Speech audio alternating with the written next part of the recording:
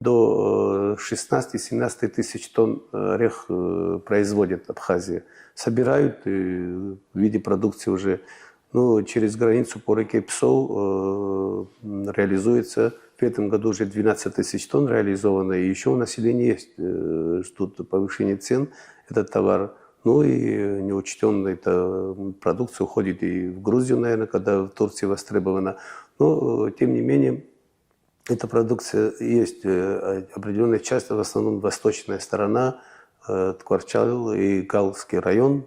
Крестьяне особенно этим занимаются. И у них вот, по линии развития сельского хозяйства в Ткварчалском районе построен уже функционирует, можно сказать, даже не цех, а завод по очистке, фасовке меда. Там стоит новейшее оборудование.